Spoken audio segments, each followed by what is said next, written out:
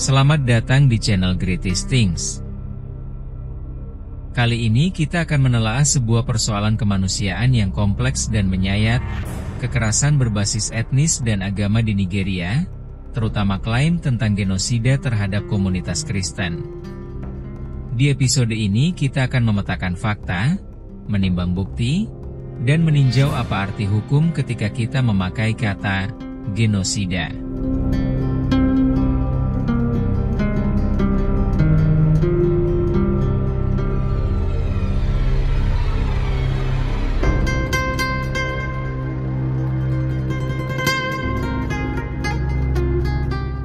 Nigeria adalah negara luas dan beragam. Lebih dari 200 juta penduduk, ratusan kelompok etnis, dan peta agama yang tidak seragam. Secara umum, wilayah utara cenderung mayoritas Muslim, selatan cenderung mayoritas Kristen, dan daerah yang disebut Middle Belt menjadi kawasan pertemuan, di mana garis etnis dan agama sering bertumpang tindih. Dalam 2 dekade terakhir kita menyaksikan beberapa gelombang kekerasan, pemberontakan jihad di timur laut, bentrokan penggembala petani di Middle Belt, dan konflik sektarian di negara bagian seperti Plateau dan Kaduna. Di banyak tempat, warga sipil, termasuk keluarga, gereja, dan sekolah, menjadi korban. Yang penting dicatat, kekerasan ini tidak selalu sederhana. Ia merupakan gabungan faktor politik, ekonomi, sosial, dan kadang agama.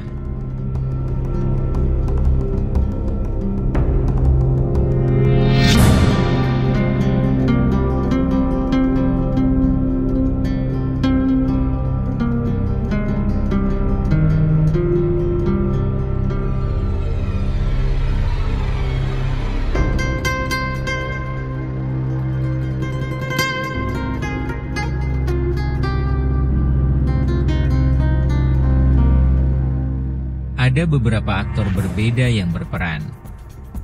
Pertama, kelompok ekstremis, seperti Boko Haram dan beberapa cabang radikal, yang mengusung ideologi jihad dan pernah menyerang warga sipil secara masif. Kedua, kelompok yang sering disebut militan Fulani, atau band bersenjata yang berasal dari komunitas penggembala Fulani. Beberapa fraksi melakukan kekerasan terhadap desa-desa petani. Ketiga, geng kriminal dan kelompok perampok yang memanfaatkan kekacauan.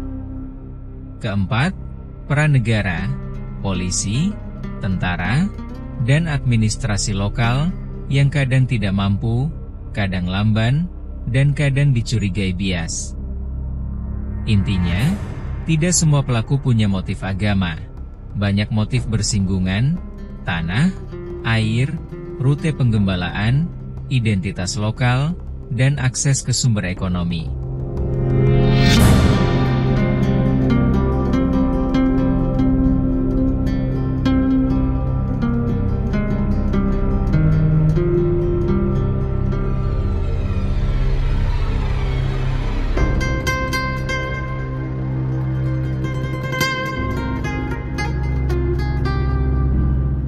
Untuk memahami mengapa kekerasan pecah, kita harus melihat akar. Pertama, persaingan sumber daya. Perubahan iklim dan tekanan populasi membuat lahan gembala dan sawah saling bersinggungan. Kedua, politik lokal dan konsep indigeneity. Siapa yang dianggap penduduk asli, dan siapa yang dianggap pendatang, sering memicu marginalisasi. Ketiga, faktor ekonomi dan kriminalitas. Kelompok bersenjata kadang memeras uang atau melakukan penculikan demi keuntungan.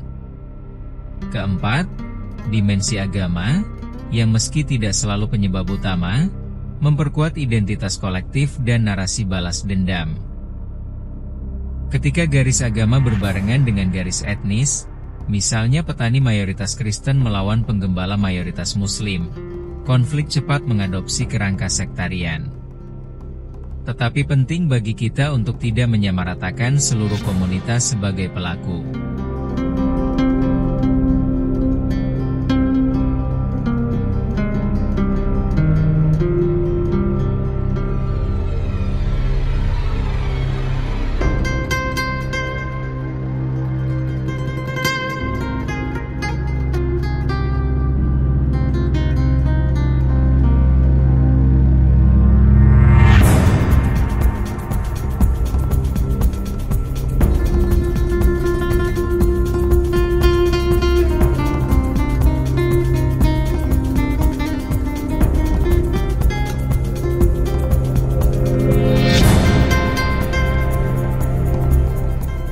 Sekarang kita sampai pada salah satu bagian paling sensitif, angka korban. Ada laporan yang mendokumentasikan ribuan tewas dalam insiden tertentu, dan ratusan ribu orang yang kehilangan tempat tinggal. Namun klaim angka besar, misalnya, ratusan ribu Kristen dibunuh, kerap diperdebatkan. Beberapa angka beredar di media sosial tanpa verifikasi independen. Organisasi HAM internasional telah mendokumentasikan banyak pembunuhan dan pola kekerasan, tetapi menyusun angka nasional yang akurat sangat sulit karena akses lapangan yang terbatas, catatan sipil yang tidak lengkap, dan bias sumber. Jadi, mengakui penderitaan nyata adalah sebuah kewajiban moral. Tetapi untuk tujuan hukum dan pembuatan kebijakan kita memerlukan metode verifikasi yang ketat, pencatatan korban yang terverifikasi, daftar nama, pemeriksaan forensik, dan cross-check independen.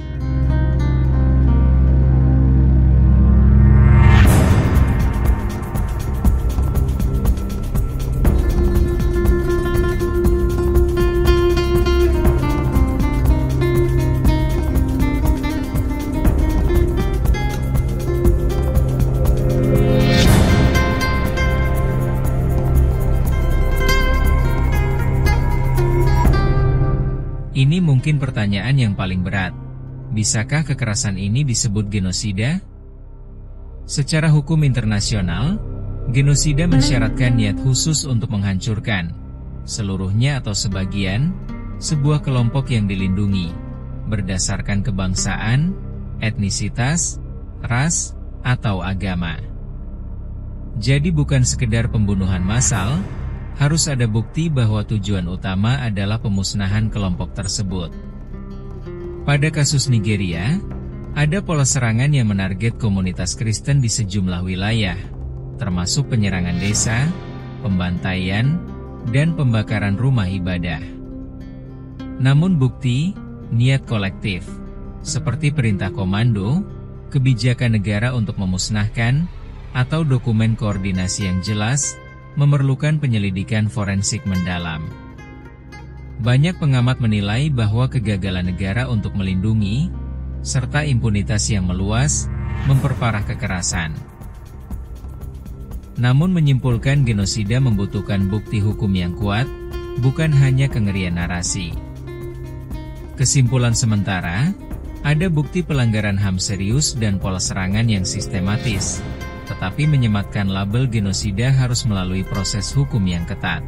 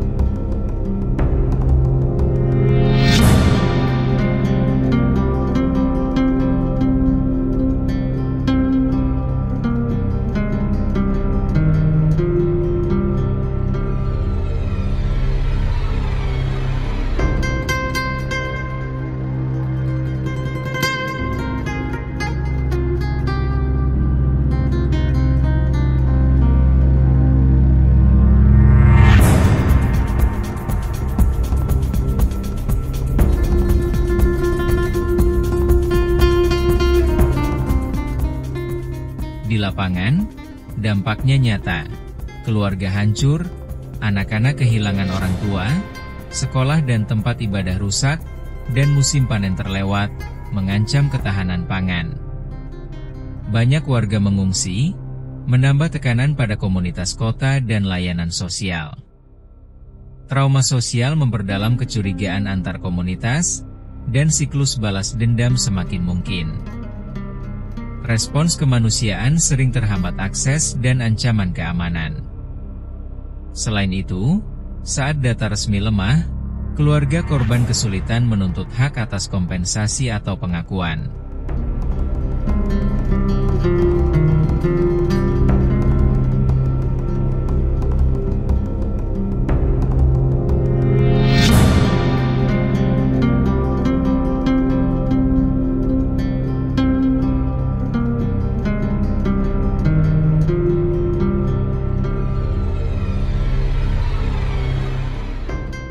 Apa yang harus dilakukan sekarang? Pertama, penyelidikan forensik independen untuk mendokumentasikan pola, korban, dan mencari bukti niat.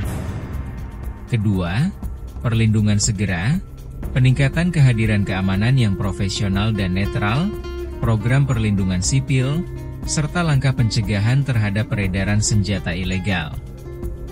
Ketiga, program pemulihan, bantu ekonomi lokal, bangun kembali infrastruktur, dan fasilitasi dialog antar komunitas. Keempat, komunitas internasional dapat membantu lewat bantuan kemanusiaan, dukungan teknis untuk dokumentasi, dan tekanan diplomatik untuk akuntabilitas. Semua langkah ini harus sensitif terhadap konteks lokal, melibatkan tokoh agama, pemimpin adat, dan masyarakat sipil untuk solusi yang berkelanjutan.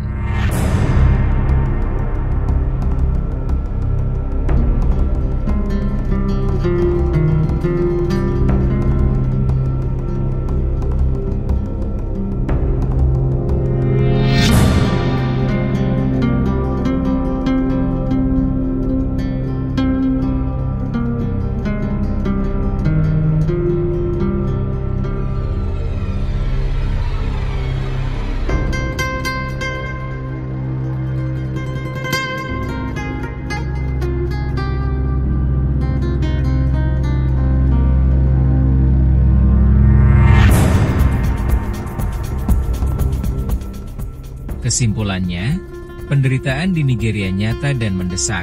Ada pola kekerasan yang menarget komunitas Kristen di sejumlah tempat, namun label genosida memerlukan bukti niat yang lebih ketat dan penyelidikan forensik. Sementara itu, tindakan perlindungan dan akuntabilitas tidak boleh ditunda.